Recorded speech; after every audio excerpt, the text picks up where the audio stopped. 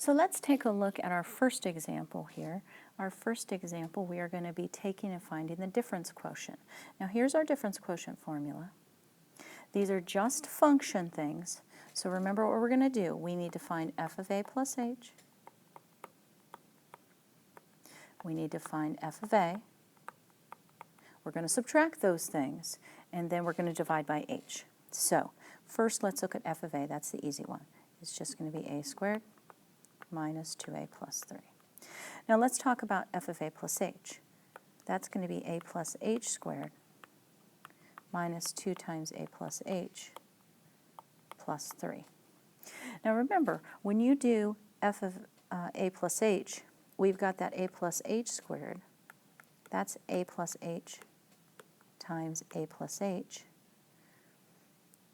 which is a squared plus 2ah plus h squared. And then negative 2a plus h, remember when you're dealing with that we need to distribute. So we're going to distribute that negative 2 to both things.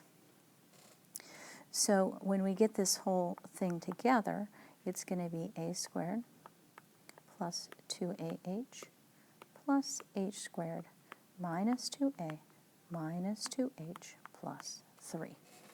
Now let's look at your actual formula here. When we're doing this formula, we want to make sure that we follow our order of operations. So it's going to be a squared minus 2ah plus h squared minus 2a minus 2h plus 3.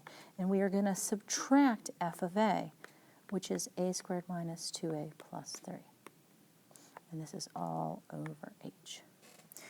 Now let's think about our top of our fraction here.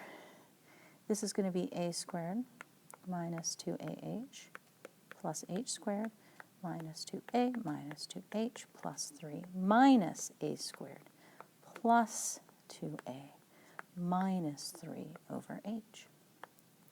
Now, the way that this should work for you at this point is you should be able to look at all the terms that do not contain an h, and you should be able to cross them out. So my a squareds are opposite, my negative 2a's are opposite, and my 3's are opposites. So then everything else is divisible by h. So why not divide them by h? So you get negative 2a plus h minus 2. That is your difference quotient. That's our answer.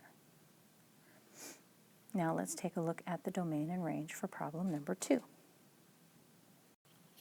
So if you take a look at problem number 2, we have a reciprocal function. We know that we cannot let our denominator equal 0. So 3x minus 1 cannot equal 0. If you solve that for x, x cannot equal 1/3. So our domain is all real numbers but 1/3. Now remember, you write that. We get up to 1/3, we skip it, we continue on the other side to infinity. So that's your domain. As far as our range goes, this is a reciprocal function, parent function. It will never equal 0, so our range is negative infinity, jump across 0, and keep going up to infinity. So there you go. You can check out the graph if you would like on like Desmos or one of those graphing calculator apps, and you can verify that that's the case. Now let's take a look at number 3. So if you take a look at problem number 3, let's think about our function here. Our sine functions, if we talk about domain, that's asking what x's can we plug in. And for a sine function, remember our sine wave goes forever and ever from negative infinity to positive infinity. So the domain of a sine function is just that. The plus 1 does nothing but lift it up higher, but that doesn't change your domain values. Now let's think about our range for a minute. Our sine function normally looks like that, approximately. All that the 1 is going to do is it's going to take it and its midline the center of our wave, per se, is up 1. Now normally, remember, your range of a sine function is +1 to -1. So now let's look at our new sine function. Our new sine function has gone from, instead of -1 to +1, and I didn't do a very good job of graphing that, so let me kind of make it a little more accurate for you. So now you can see that our highest, instead of being 1, is up here at 2, and our lowest is 0. So it took that normal range and it just popped it up. So our range goes now from 1 to 2 instead of 0 to 1, or -1 to +1. I'm sorry, now it goes to 0 to 2. Its lowest is 0, its highest is 2.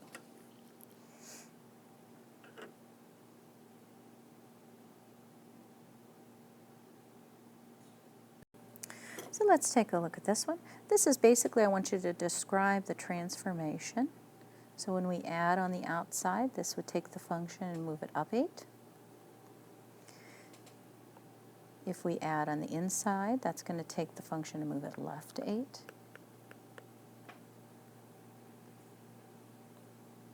For problem number 6, the 1 is going to move it up 1. The 2 is going to stretch it up vertically. Okay.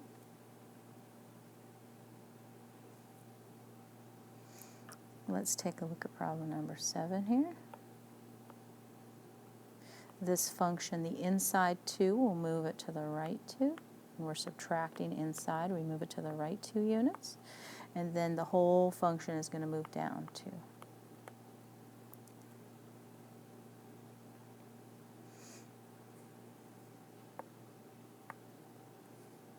Let's look at number 8 here. This function is going to flip over the x-axis because of the negative in front of the function. We'll flip that over the x-axis.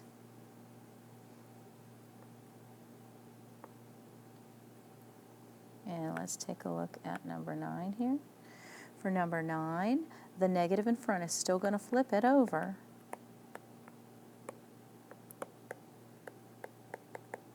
But it's first going to, or afterwards, I'm sorry, it's going to lift it up 3. Because although this 3 is by a negative, it itself is a +3. And if it's a +3, it moves the whole entire function up. So I just need descriptions in that case. If you were drawing the actual graph, like if you were drawing number 4, you would actually take each point of the graph and move it up 8 and reconnect and make the graph appear so that it has just risen up, slid up 8 units. So this problem says to graph the negative sine of 2x using the parent sine y equals 2x. So let's graph the sine function. I will do my best here to be neat. Basically, remember that it starts at 0. At pi over 2, it reaches a peak. At pi, it reaches back to 0. At 3 pi over 2, it's a negative valley. And then at 2 pi, it comes back up. And each time it's going between 1 and -1. Okay, so that's what your parent function looks like. Let's take each portion of the new function and let's decide what happens, okay? So if you recall from back in all of our transformations, a negative is going to flip it over the x-axis. So first let's do that transformation.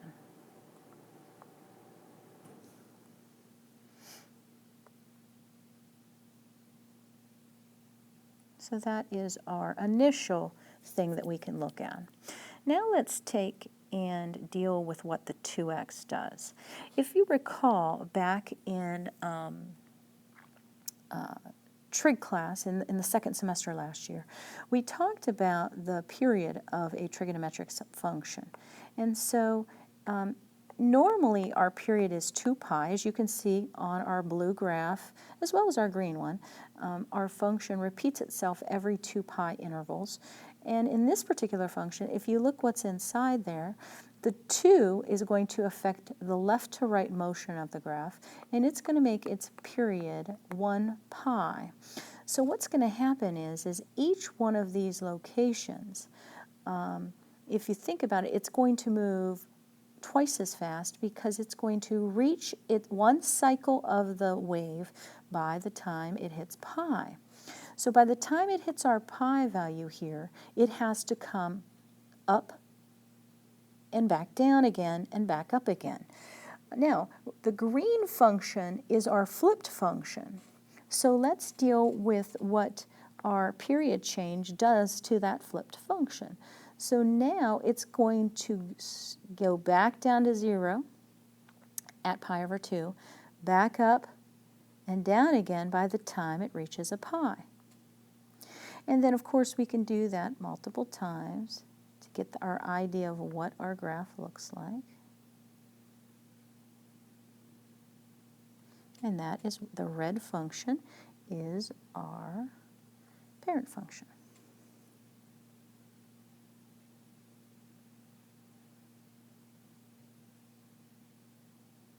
So that's how you would graph y equals negative sine of 2x. So let's take a look at what we've got here. So if we look at our one in red here, our parent function is our cubic. I like to usually graph like 0, 0, 1, 1, negative 1, negative 1. So that's what I'll normally graph, are those 3 points. Now, what I'm going to do is I want to see what these things do. So the 1 is going to bring it up push it up 1, and the 1/2 is just going to make it appear kind of a little bit lower than normal. So just take your center, put your 0, 0. Instead of going 1 to the right and 1 up, go 1 to the right and a half up, 1 to the right and a half down. And so we get that nice curve we've got there. For problem number 12, we've got our reciprocal function as the parent, which looks like what you see here. It has your vertical asymptote at 0 and a horizontal asymptote at 0, so these never cross the x and y axis.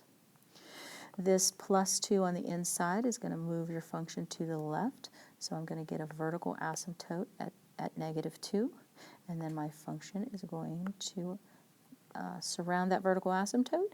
It's never going to hit the x-axis or the vertical asymptote. If you're unsure of how it moves, just look here at set your bottom equal to 0, and you can see clearly that it moves that vertical asymptote to a value of negative 2.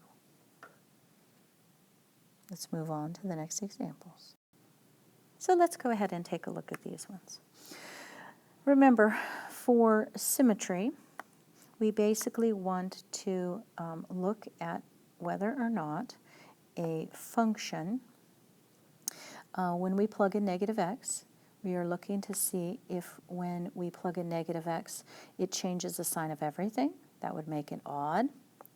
If it changes nothing, it would make it even.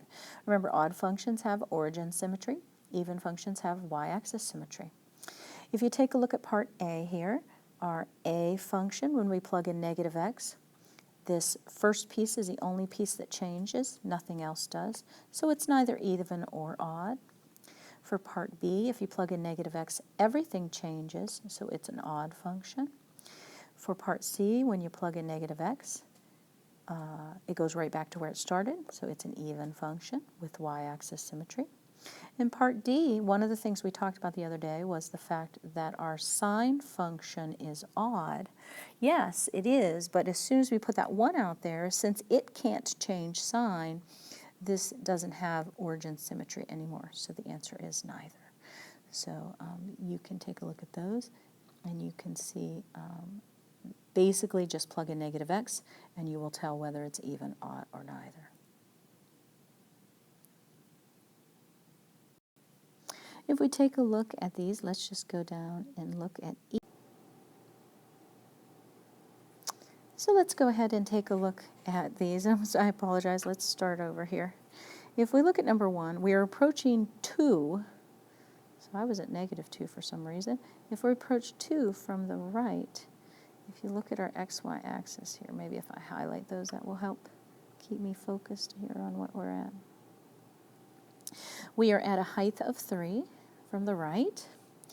If we approach negative 3 from the left, that's this part here, or from the right, I'm sorry, negative 3 from the right, we are approaching a height of 0. Since for part 3, we are approaching it from both directions and getting 0, the limit is 0. Now let's go to 4. As we approach 4, from both sides, we are at a height of 2. We do not care that the function is defined elsewhere. That would be something for continuity, but not for anything else. Let's take a look at what happens when we approach 0 from both sides. We are going up to positive infinity. If one was going one direction and one was going the other, we would have to account for that. Let's take a look at part 6 here. We're going 2 from the left, and 2 from the left is down here at a height of negative 2. So you'll notice that our 2 from the right and our 2 from the left were different, so the limit at 2 does not exist. If we look at the final 2 here, these are just our limits to infinity. That's like our end behavior in years past. So this is our right end. Our right end appears to be getting stuck at a height of 4, and our left end seems to be getting stuck at a height of negative 1. The equations for the horizontal asymptotes, that is our values, answers we got for 7 and 8. It's just y equals 4 and y equals negative 1. The vertical asymptotes, if we take a look here, if we take a look at the vertical asymptotes, there's basically just this 1 to infinity right here at 0, so it's x equals 0. The function is discontinuous a mixture of places. It's discontinuous at negative 2. It's discontinuous at 0 when x equals 0. It's discontinuous at x equals 2. It's discontinuous when x equals 4. So if it's got a jump, it's got an asymptote, it is all those places it would be discontinuous there. Problem 16 is, so let's take a look, I'm sorry, this is using the squeeze theorem. We are approaching x equals 1, and since this is a continuous function and this is a continuous function, let's see what value we are approaching and hope that they match. Now, my linear function here, if I just plug in 1, I get that it's approaching a height of 1. This function, since 1 squared is also 1, is approaching a height of 1. So if this function is between this function, we know for sure that its limit is between the limits of these two functions. And so the limit as x approaches 1 of our function f that is squeezed between these two must have a limit of 1. So you're just going to test these values that we're stuck between. If they approach the same limit, that's the limit of your function. That's the squeeze theorem. You can skip 17. 17 is bonus. If you would like to look over that one of the 4 videos I sent you earlier, that would help you there. if you would like to see about getting some bonus points. So this is the use of our intermediate value theorem, and it basically says that if the ends of an interval changes sign from positive to negative on a continuous function, then there must be a root in that interval. So you're really just testing values. This is our function. We want to plug -2 into that function. We want to plug -1 into that function. If you look, when we plug -2 in, we are down at a height of -10. When we plug -1 in, we are up at a height of 1. So there has to be a 0 between those two, or a root between the x value of -2 and -1. So that is how you show that there is a root. You just show that there is a change in sign, and we know it's a continuous polynomial. So it must have a 0 between those two values. That's it. So anytime you're looking for the limit of a function, remember you are going to plug in a value to see what works, okay? A lot of these are going to give you a 0 over 0 effect. Remember, that's your removable discontinuity where limits exist. The function doesn't exist, but a limit exists. I'm going to give you some hints here as to some things that you could do to help you with these particular problems. First off, let's deal with some of the ones that give you a value over 0, or 0 over 0, I'm sorry. So let's just take a look at this one. Now, this is a similar idea for a few of these particular functions. They either work or they're 0 over 0 and they give you that you have to factor. So those are ones like this one and this one. Okay, so the ones I've put in red there. Let's look at this one that I have boxed off.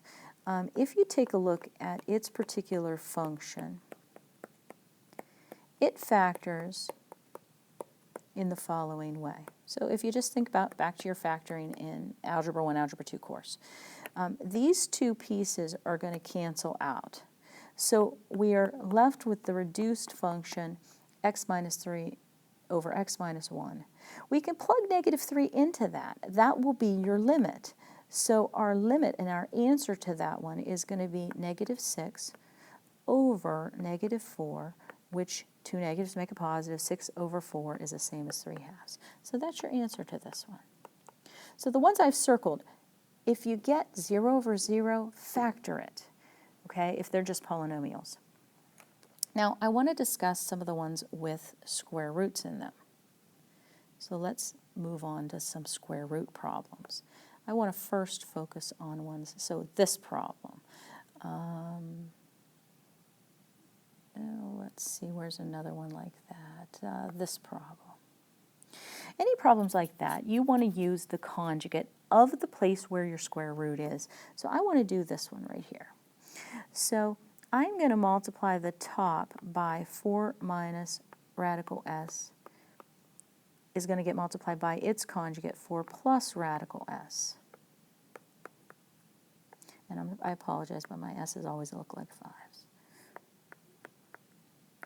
Now in the place where there's no conjugate, that place, just leave it alone. It's the conjugate part that we want to do something with, okay? If I multiply that top, I get 16 minus s. Now we can cancel a 16 minus s with an s minus 16. I taught you that last year, as long as you leave a -1 in its place. So that's -1 over 4 plus the square root of s. Guess what? I can plug 16 into it now. I get -1 over 4 plus the square root of 16, which is 4, and 4 plus 4 is 8. The answer is -1/8. That's your answer for this one. So that's the trick you want to employ for problems like those.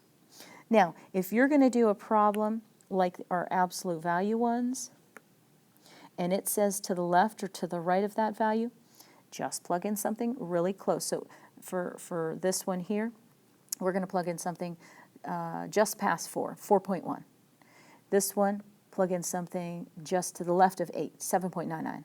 And you'll see clearly what it's going to be. Now, these are sometimes have a jump in them, and that's why they do the sideways limits.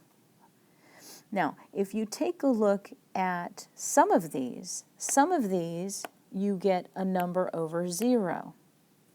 Like, let's say, this one. So then our only alternative is possibly that it is an infinite discontinuity where both pieces are going up or both pieces are going down. This would be at 9, so that would be at 9 actually. How do you test something like that? Well, if you get a number over 0, you can't do any algebra to save it. The only thing that you can do is you can look to the left of 9, so maybe 8.9, the right of 9, see if you get positive answers both time or negative answers. You don't need the number, you need the answer. And if you get both positive or both negative, the answer is infinity. If you want to see more of these, you're going to have to see me at lunchtime. I can tell you that this one is factorable. You might need a formula there. Here we're plugging in something to the right of 1. So, you know, that might be an infinity if 1 doesn't work on the bottom. Always try what is 1 when I plug it in. This one, multiply it all out. Multiply that h minus 1 out and see what happens. So a lot of them you're going to manipulate the algebra, but always try to plug in that point. If you get a number over 0, it might be infinity. If you get 0 over 0, do some algebra. It usually reduces down to something nice. Otherwise, you're going to get some kind of value of some sort. So hopefully that'll help. Please look over all your Chapter 1 information before the test. Look at any videos I've sent you. Look at old examples. And see me at lunch if you need more help. Okay, thanks.